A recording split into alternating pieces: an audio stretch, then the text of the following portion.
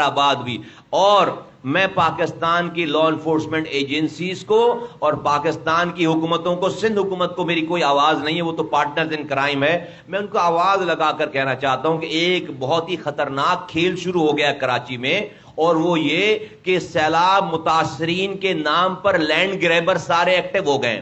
Land grabber Karachi میں، land grabber زمین پر قبضہ کرنے والی مافیا سیلاب متاثرین کے نام پر یہیں سے لوگوں کو پکڑ کر لا کر وہ زمینیں قبضہ کر رہی ہیں لوگوں کی. اسکیم 33 میں سیلاب متاثرین کے نام پر یہاں کی لینڈ گریبر، یہاں کی لینڈ مافیا جو کہ بہت انفلوئنشل ہے، وہ لوگوں کی زمینوں پر قبضہ کر رہے ہیں کہ یہ سیلاب متاثرین بیٹھے ہوئے. کسی کو آنے میں کوئی پرابلم نہیں ہے، ہمیں کوئی پرابلم نہیں ہے کسی متاثر کے آنے پہ، لیکن اس متاثرین کے نام پر زمینوں پر قبضہ لینڈ مافیا یہاں پر کروا رہی ہے، تاکہ جو ہے وہ اب ان کو ابھی جیسے سیلاب کا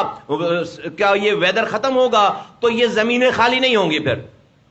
اور وہ لینڈ گریبنگ کر رہے ہیں. اس کے اوپر بہت میں لا انفورسمنٹ ایجنسیز کو کہتا ہوں کہ اس کو دیکھیں. سب کو سب کچھ پتا ہے، یہاں کی لا انفورسمنٹ ایجنسیز کو، سارے ادارے ہیں، سب کو پتا ہے کہ کون یہ کام کر رہا ہے، کون لوگ ہیں. اس کے اوپر خصوصی توجہ دی جائے، ورنہ یہ ایک الگ نیا کرائسس، یہ ایک الگ نیا کرائسس کھڑا کر دے گا. جس کی زمین پر آپ قبضہ کر رہے ہیں سیلاب متاثرین کے نام کے اوپر، اور وہ جعلی نکل رہی ہے وہ چیز، ظاہر سی بات ہے وہ بھی اس پاکستان کا شہری ہے، وہ بھی اس پاکستان کا، اس سندھ کا باشندہ ہے، اور وہاں پر آپ جو ہے وہ یہ والا کام کر رہے ہیں، تو یہ بھی ایک کرائسس کو جنم دے رہا ہے. اس کرائسس کو